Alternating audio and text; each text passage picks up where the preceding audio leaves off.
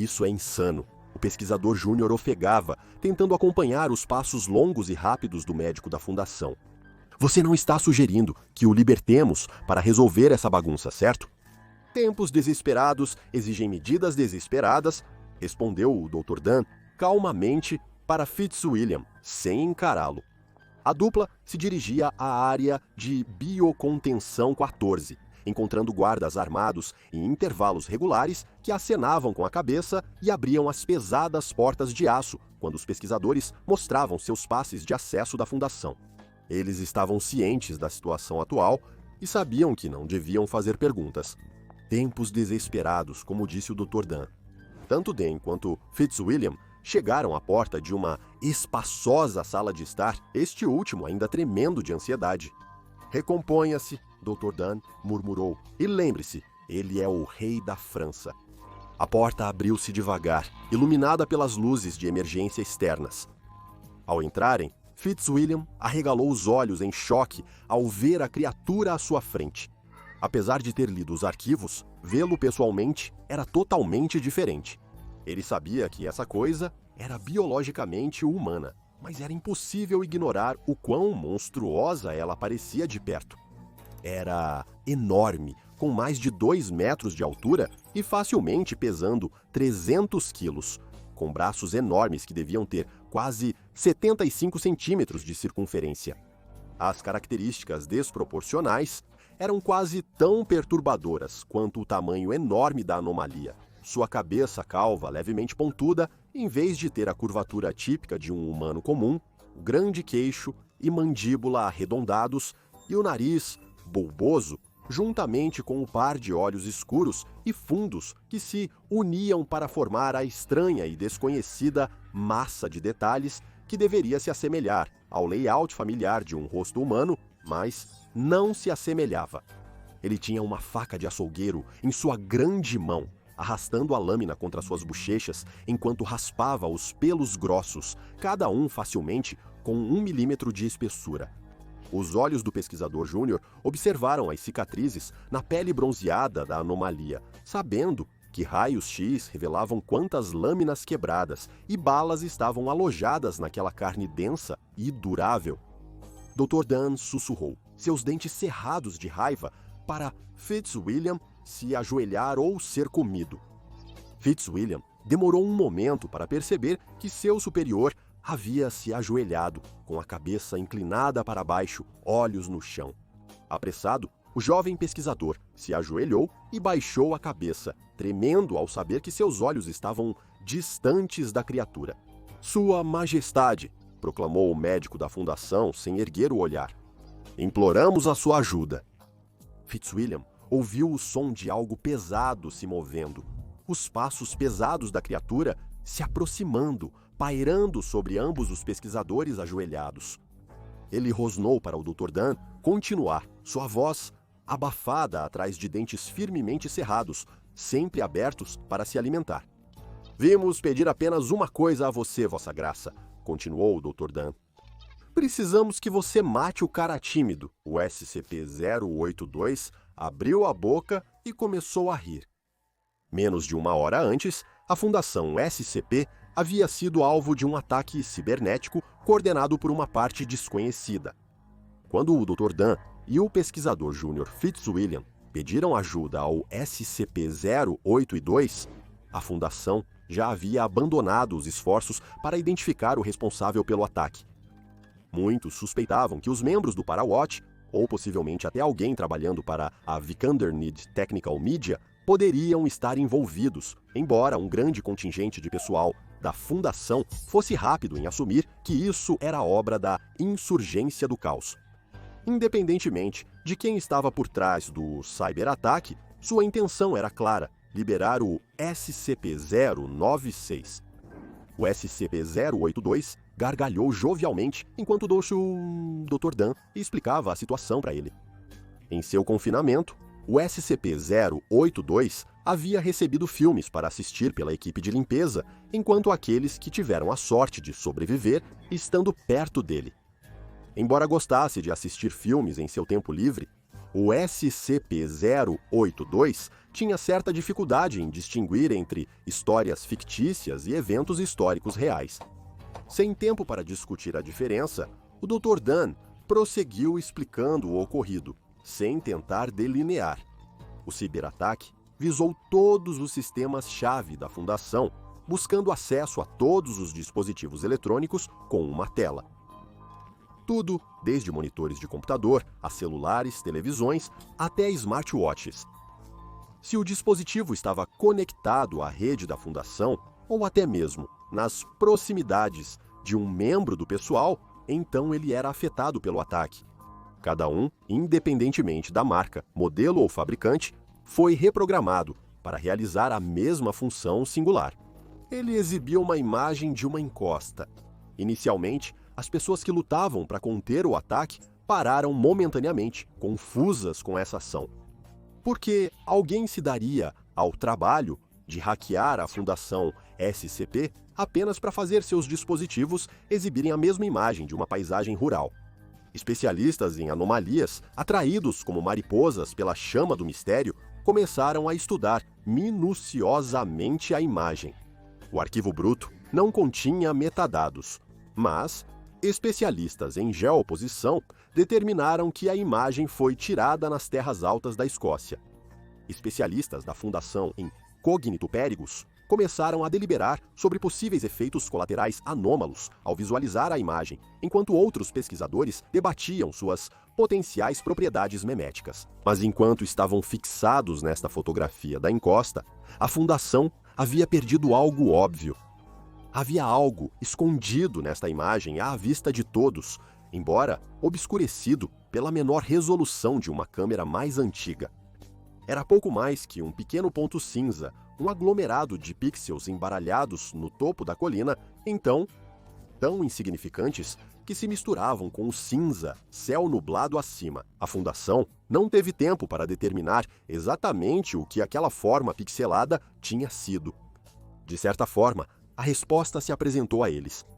Pesquisadores especializados em restauração de fotografia digital limparam e melhoraram a imagem da encosta, tornando a forma muito mais nítida. Mas até então, já era tarde demais. Enquanto a imagem estava sendo refinada e aprimorada, o pessoal olhava para seus monitores em horror à medida que os pixels da imagem misteriosa eram ajustados, mostrando uma forma humanoide familiar com braços alongados e uma boca larga e aberta que parecia estar presa em um grito permanente. Instantes atrás, um alarme de violação de contenção ressoou em outra instalação da Fundação. O pessoal de segurança se afastou para acompanhar os desenvolvimentos feitos com a imagem da encosta e correu para reassegurar a anomalia solta, apenas para se deparar com uma figura alta e lamentosa. O SCP-096 gritou incontrolavelmente, libertado de sua cela, sem janelas, agora que quase toda a Fundação SCP acabara de vê-lo. Os pixels na imagem da encosta mal lembravam o cara tímido, mas isso não importava, era o suficiente. A equipe de segurança enviada para reconter a anomalia foi ouvida gritando de terror e agonia em seus rádios, apenas para ficar em silêncio no repugnante milésimo de segundo seguinte. O responsável pelo ciberataque tinha conhecimento preciso de suas ações. Eles transformaram o cara tímido em uma arma e apontaram diretamente para cada membro da Fundação SCP. Agora que estava solto, o 096 não descansaria até que toda a Fundação, todos que viram seu rosto, estivessem mortos. Ele continuaria matando e matando, e as testemunhas se encontrariam instantaneamente, também se tornando alvos. Algo drástico precisava ser feito. Funcionários se esforçaram freneticamente para coordenar a administração de amnésicos de emergência em toda a Fundação, forçando todos os membros da equipe a esquecerem que viram a imagem do cara tímido. No entanto, havia aqueles que sabiam que era um esforço inútil.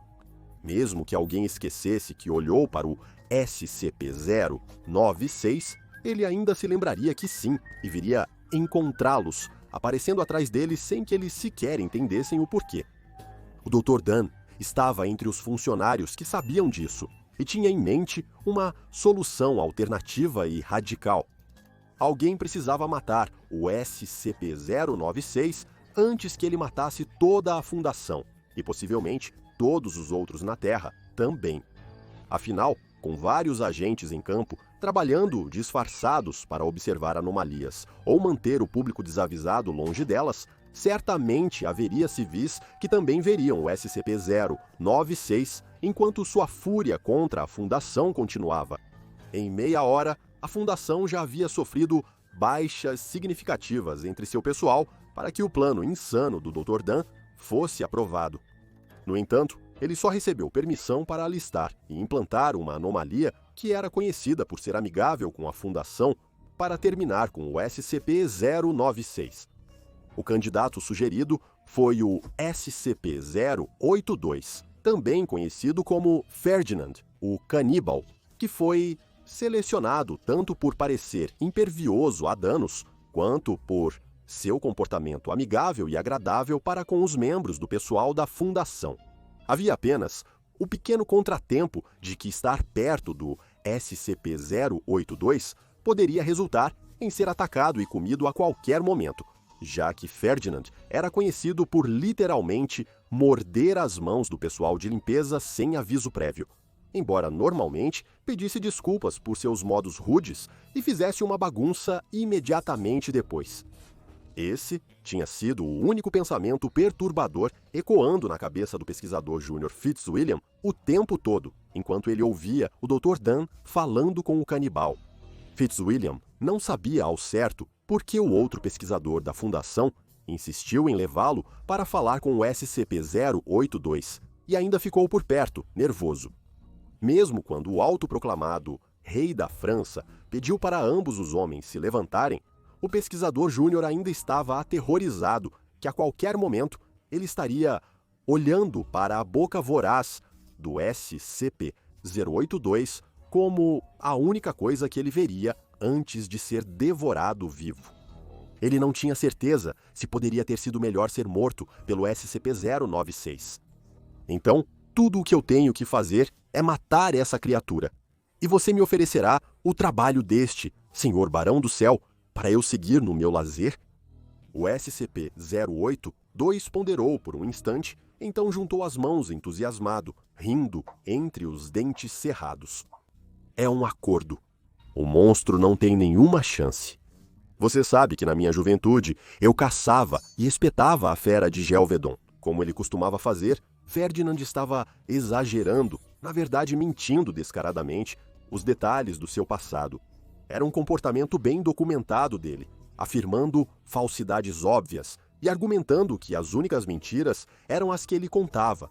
A besta de Gelvedan, até onde a pesquisa da Fundação provou, era um suposto animal devorador de homens que começou a aterrorizar a província de Gelvedan em 1764 até que foi morta. Isso foi pelo menos 37 anos antes da virada do século XIX, quando os pesquisadores determinaram que o SCP-082 provavelmente nasceu. Isso é muito bom. Tenho certeza que sua expertise será útil, Vossa Alteza, disse o Dr. Dan, calmamente, produzindo um lenço e dobrando-o em uma longa tira plana. E o cara tímido, cadê ele? O SCP-082 perguntou, preparando seus músculos escondidos sob a superfície. O sangue do pesquisador júnior Fitzwilliam gelou ao observar o Dr. Dan silenciosamente enrolar seu lenço ao redor da cabeça, cobrindo os olhos e amarrando-o atrás do crânio. Senhor, o que você está fazendo? Ele sussurrou. Desculpe, Fitzwilliam, disse o Dr. Dan, já vendado, mas assim que soube o que acontecia. Evitei todas as telas possíveis. A encosta, a imagem do SCP-096, o Dr. Dan não tinha visto, mas Fitzwilliam tinha. O pesquisador júnior nunca viu o cara tímido aparecer atrás dele, mas os meios anômalos que ele usou para matar seus alvos, pelo menos significaram que sua dor durou apenas por um breve momento. Pálpebras fechadas sob a venda improvisada, Dr. Dan ouviu o corpo de Fitzwilliam cair suavemente no chão, bem como o som da respiração inumana vindo da boca escancarada do SCP-096. Está o SCP-096, Vossa Majestade, disse o doutor da Fundação calmamente. Deixarei o resto com você. O cara tímido notou o SCP-082 no momento em que sua última vítima caiu sem vida no chão.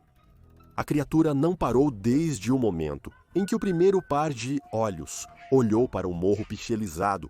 Nos momentos seguintes, o SCP-096 vinha matando seu caminho através de dezenas, centenas de pessoal da Fundação Desavisados. A dor da autoconsciência, que desencadeou seu estado de fúria, agora era uma dor ardente, bem na base de seu crânio. Não surpreende que ele gritasse sem parar.